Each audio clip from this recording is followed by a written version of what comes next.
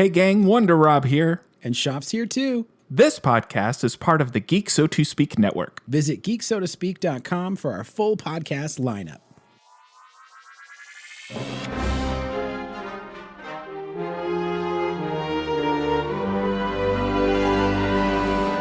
Welcome, everybody, to the Holdo Maneuver podcast, part of the Geek So To Speak network. I am one of your co-hosts, Vactor. I am another one of your co-hosts.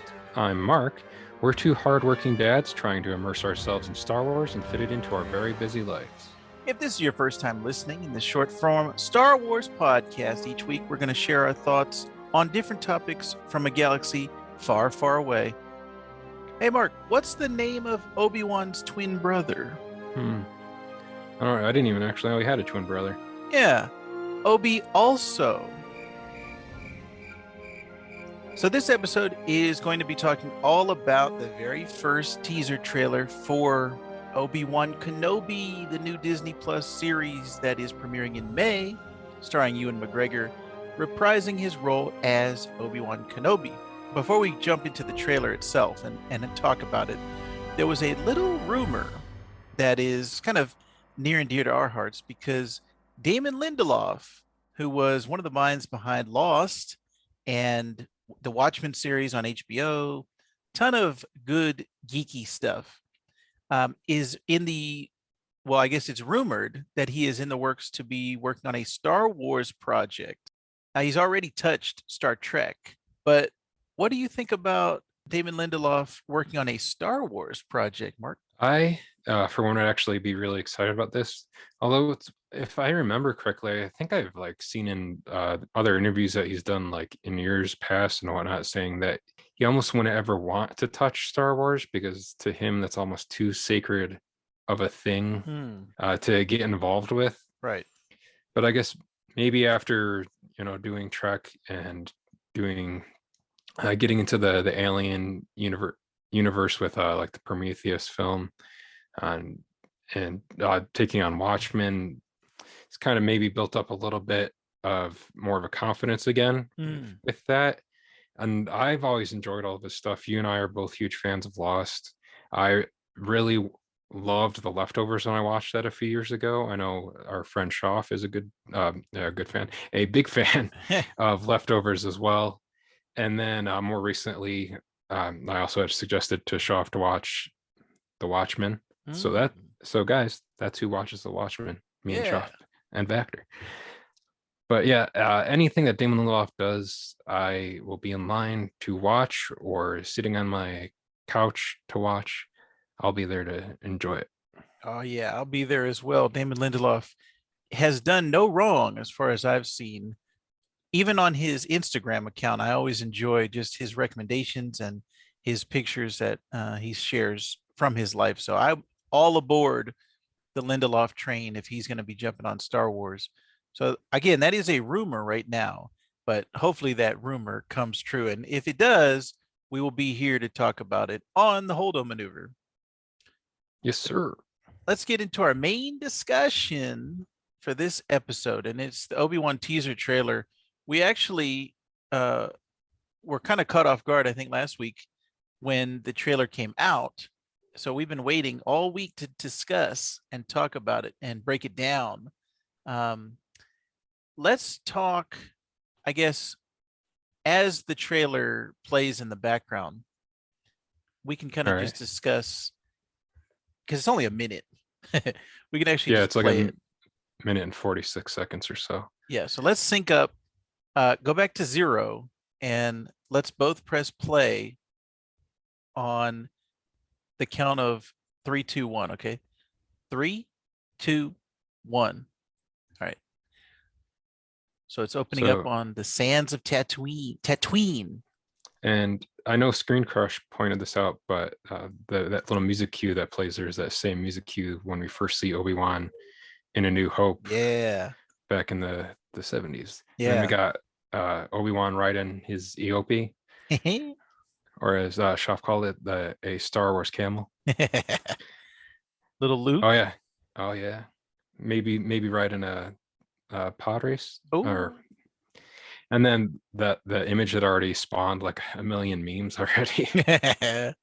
Yeah, those have been great. Obi with his binoculars. This is the stuff that I find interesting about this era is adding the Inquisitors in because that's something from Rebels that was never Yeah. a thing before. Oh yeah, and then so we see Ern, a little bit of Ern there on the underwater base. You got Yeah. Joel Egerton back as Uncle Owen. And he looks like he hasn't aged. Oh yeah. I don't remember what the actress's name is, but she was in Game of Thrones as well. Oh, yes. She was actually Pedro Pascal's like kind of like love interest in there. Right. There we got Han, Yes. not Han Solo, Yeah. but Han from Fast and the Furious. Let's see. And the music is what to me gave me goosebumps. Oh yeah, and then we got this nice shot of Obi-Wan looking down and then looking all pensive and then this hear this cool shot. The Vader breathing. And that's really cool. That Disney Plus logo where the lightsaber is cutting the arc into it. Yeah, I love that. Yeah, that's great. So overall, what were your thoughts on the teaser trailer the first time you saw it? So this, along with like that Entertainment Weekly article that came out Yes. that same day, Yes. it was interesting to like some of the information that we got because like in here we see that new planet Adayu, which looks pretty cool. They said it has like a Hong Kong feel to it, and then in one of those images, that's where we also saw Sun King, who's portraying the fifth brother in that. Nice. Who I just referred to as Han from Fast and Furious. But it's cool to see him in there. I know we also know that somewhere in this show that O'Shea Jackson Jr. and Yes. Kumail Nanjiani are in the show too. Yes. Now there's a droid in one of those shots too. Do you think that's gonna be Kumail playing that? Ooh. His voice definitely lends itself to a more comedic character and a droid. He would fit right in, kind of like in Book of Boba Fett with and now I'm blanking on his name, the British actor that's in What We Do in the Shadows. Oh yeah, Kind of like oh, his voice. oh man, I'm blanking on his name right now too. Oh, Matt Berry. Yeah, Matt Berry.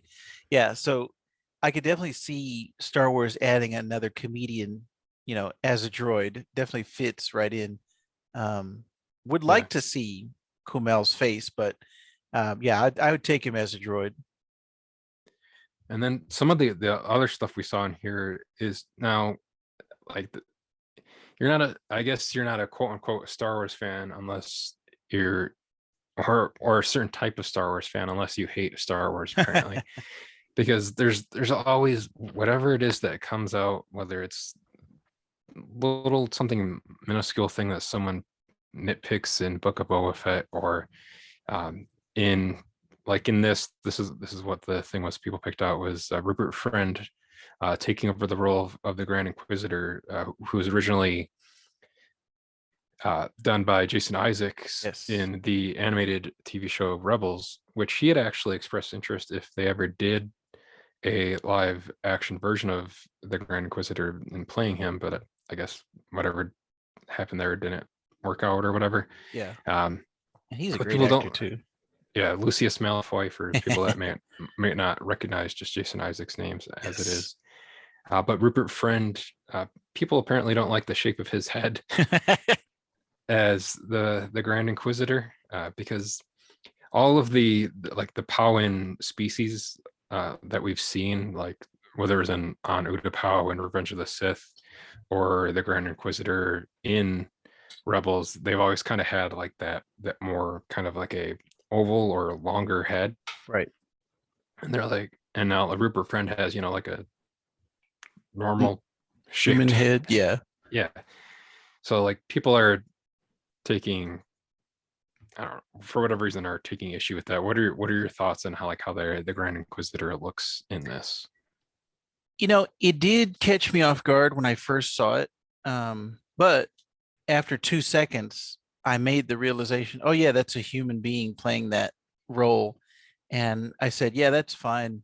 It doesn't look exactly like the animation, but the animation was exaggerated to begin with.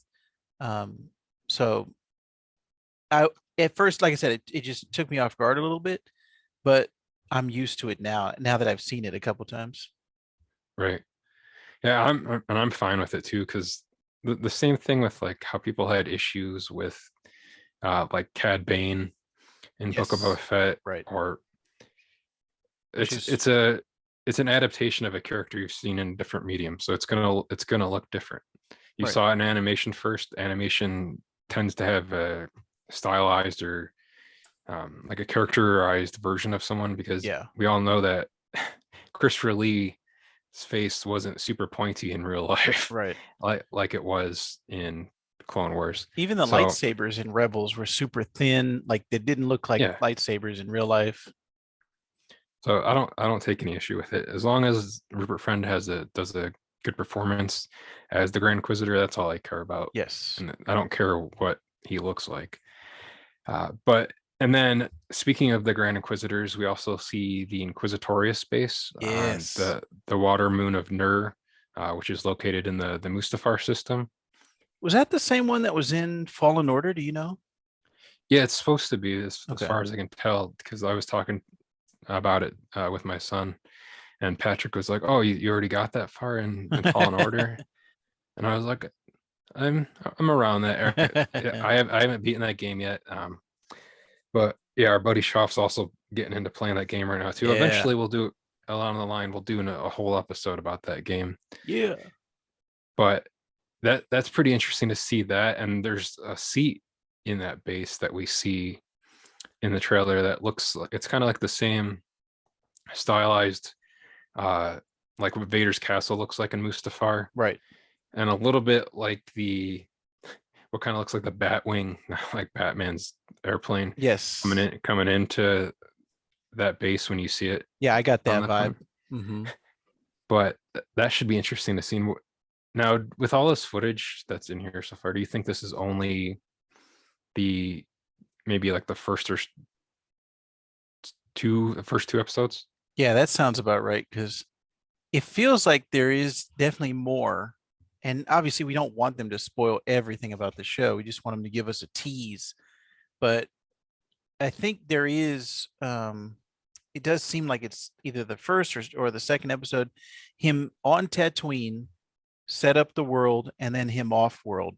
And to let us know, hey, this whole show is not going to be on Tatooine like Boba Fett was for the most part. So I think they do have more up their sleeves, and that's a good thing. That's what we want out of a good teaser. And for me, overall, the music was enough tease to get me excited for Obi-Wan. I already was for before this, but the John Williams score, and he's coming back to do the score for the show. That's all you needed to say to get me excited. I was a little disappointed actually, though. So we hear Duel of the Fates, right? Yeah. First thing you think of with Duel of the Fates is Darth Maul. And there was speculation, like the Screen Crush put out a video. What, are we going to see a Darth Maul Obi-Wan fight? And apparently, according to sources online, we actually have an article from CBR.com. There was Darth Maul scenes in the show, but they have now been cut. So there will be no Darth Maul, and no pun intended on Darth Maul getting cut. Oh, yeah. So what do you think about that? Because I was actually excited to see some Ray Park and some Darth Maul. What do you think about this being cut? See, I think I'm maybe like one of like a few people that are like okay with Obi-Wan, or not Obi-Wan, with Obi-Wan being cut out of Obi-Wan, with Darth Maul being removed from Obi-Wan, Mm-hmm. just because like if you're like me and you've watched pretty much most of all of the Star Wars stuff that's been put out, we've already kind of seen a really good through line of an arc for Maul that's Mm-hmm. pretty much complete at this point, between Clone Wars, a little bit of what we saw in the Solo film. I mean, the very little of what we saw of him in the Solo film, and then what we saw in Rebels with him and Obi-Wan. There, I feel like if they were to meet up again in this, that would almost maybe cheapen him going after Kenobi again in Rebels. Mm-hmm. Because in Rebels, that you're almost like led to believe that's like going to be the first time that he's met up back up with him again since like the Clone Wars Right. era. So if like he was already, dueling around with him a few years or so before we see him again in Rebels, then I don't know. And then that kind of makes it anticlimactic too. So like if you see them both fight each other, we know neither of them anything's going to happen to them because Right. they're both alive still 5 to 10 years later. Right. But I'm okay with that too. I think the only thing I would have liked maybe like if he was in it would be maybe replace Ray Park and just have Sam Witwer play Darth Maul altogether, both in body and voice. Oh wow. Yeah, see, the only problem about that is, as much as I love Sam Witwer, he's not a martial artist like Ray Park is. So you'd have to get, a pretty good stunt double as well. But yeah, he could definitely do the voice as he's done in multiple animated shows. But yeah, I just like Darth Maul so much. I wanted to see more Maul. That was all from me. Yeah. And that's like another thing that we were kind of looking at in the in between the trailer, or like not really the trailer, I guess maybe more so from the Entertainment Weekly article, was there's that one image of Kenobi in a cave, and it's kind of glowing blue. Now, do you think, at least, or like I guess hope that we will see maybe like a Force Ghost Qui-Gon in here, or at least maybe the voice of Qui-Gon? Oh yes, because I'm assuming some of this show is gonna connect some of those dots with, Obi-Wan learning to become one with the Force, so that by the time we get to A New Hope, and he's like, "If you strike me down, I shall become more powerful than you can possibly imagine." And this is him, and like, and what we got in can't talk. And what we got with Revenge of the Sith, with like Yoda first letting him know about this.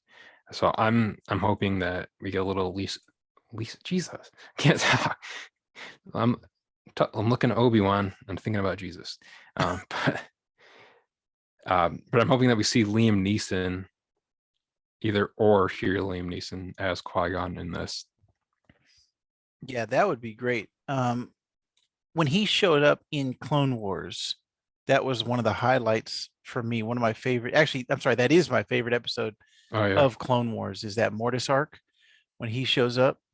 So if any Liam Neeson or any Qui-Gon material shows up, I will be over the moon. Yeah, I'll be very, very excited. That's definitely one of the things I'm looking forward to the most.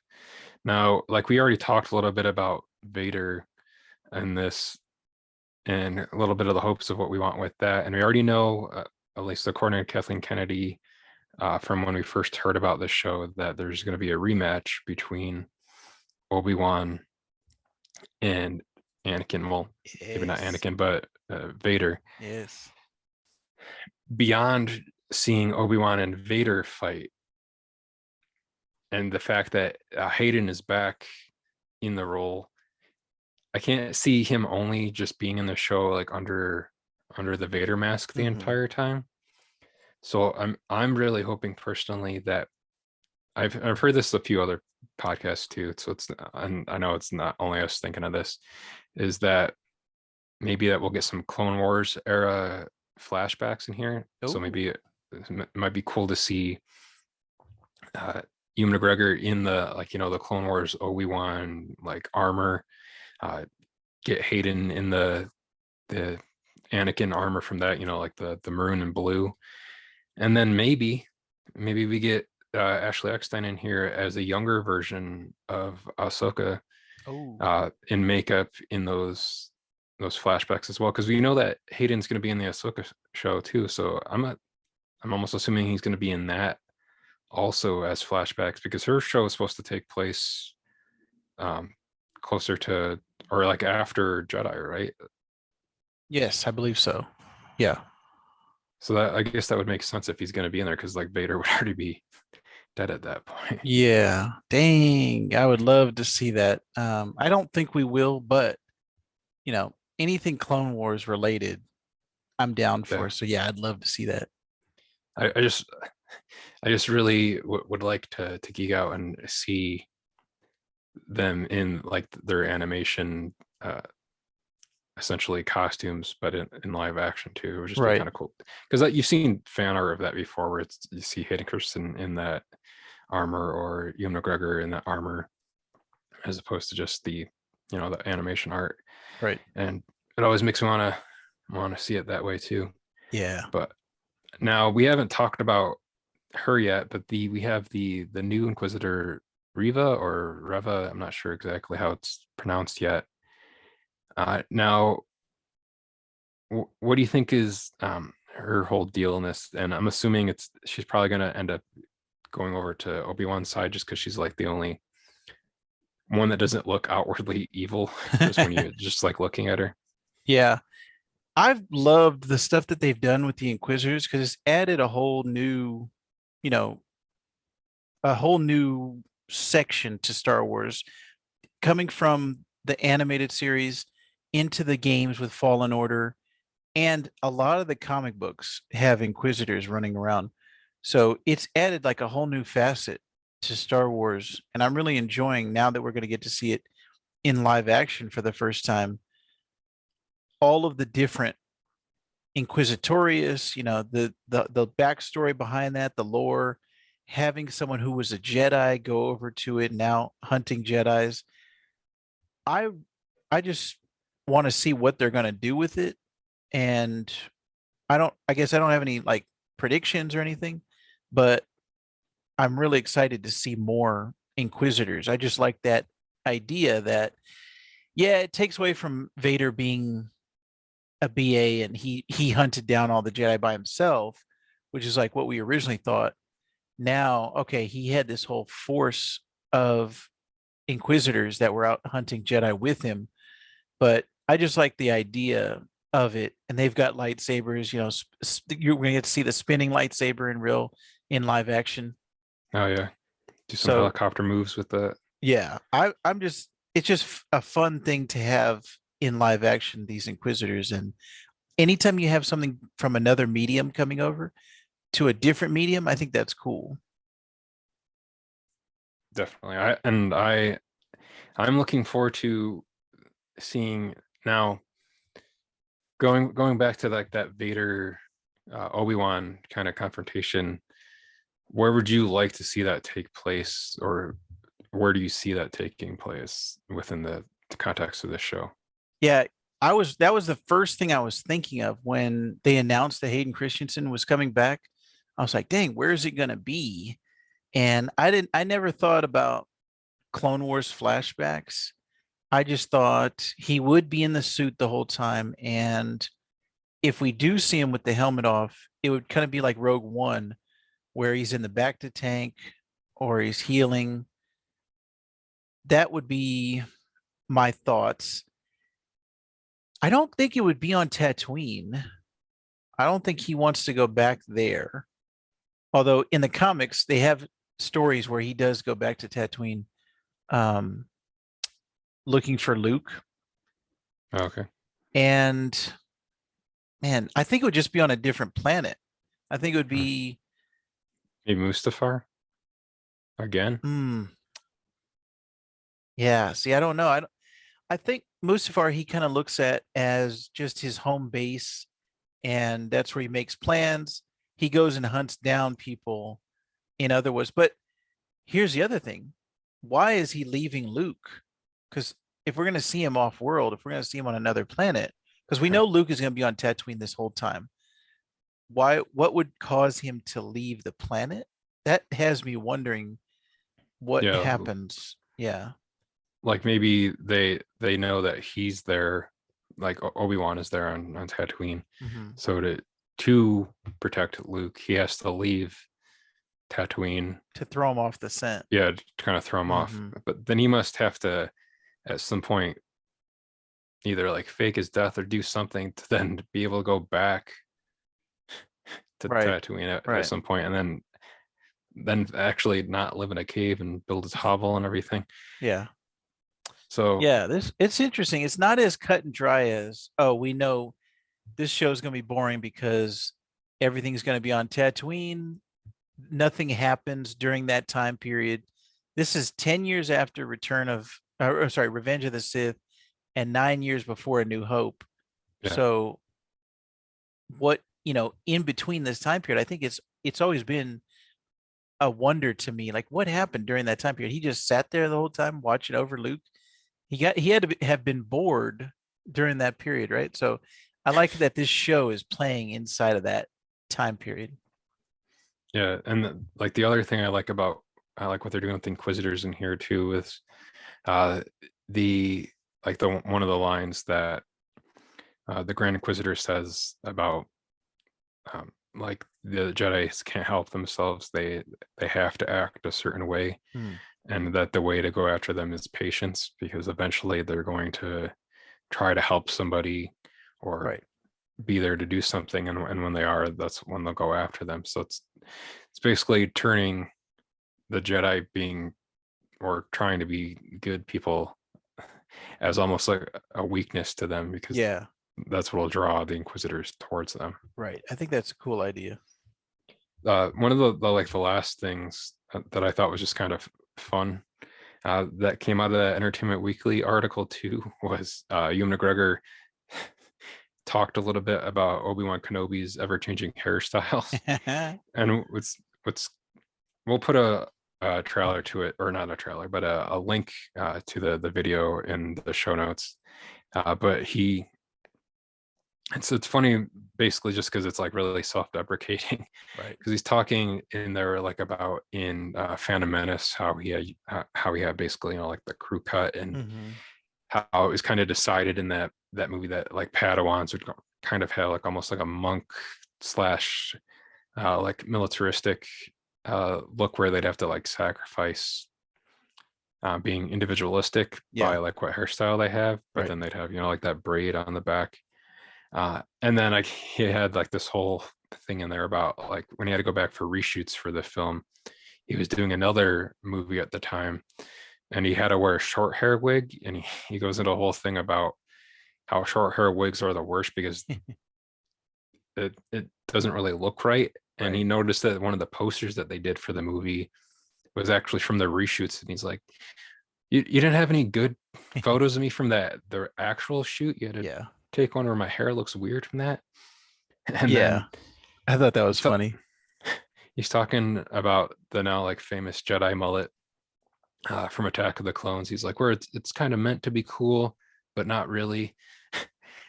He says that's more of like Obi-Wan's like warrior phase. Yes. So that's why he's doing that.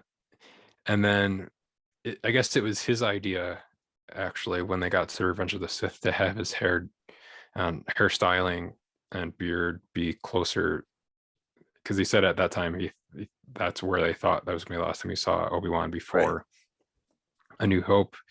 And he's like, so we wanted to get it as close to the Alec Guinness look as possible. We added the gray in there, and he made a joke that when I have to add the gray in there now at this point, just because now he's old enough to have all the gray there. But it's a funny video.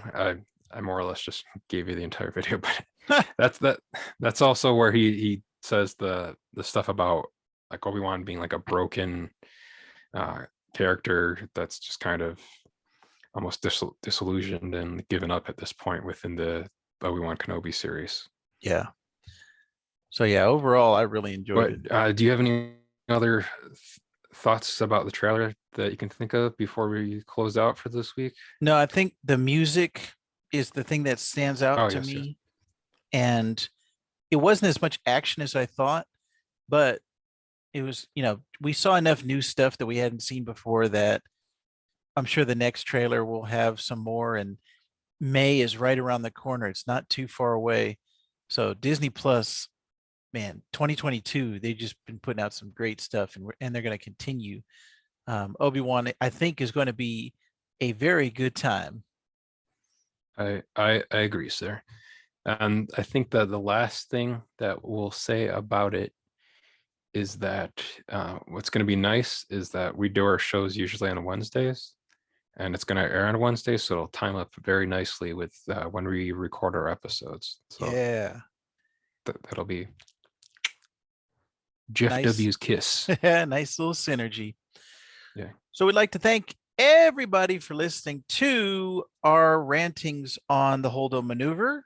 Don't forget, you can always leave us a review in whatever podcast catcher that you are listening to us on right now, in particular, Apple and Spotify. Give us 5 stars over there. You can find us on social media, on Twitter at HoldoPod, Instagram at HoldoPod, Facebook, HoldoPod, and our YouTube channel, which we are trying to get a custom link to, but you have to have so many. There's some requirements, but we'll get it eventually. We'll make it youtube.com/HoldoPod at some point in the future. 100 subscribers to get to that.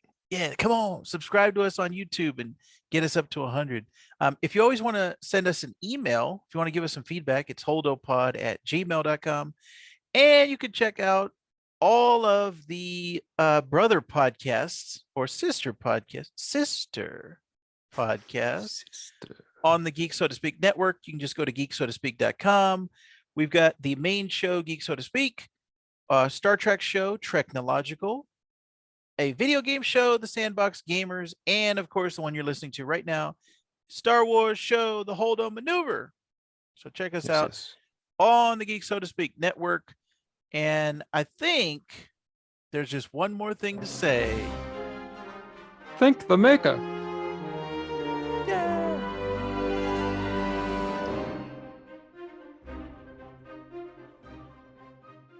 Cue the Cantina music.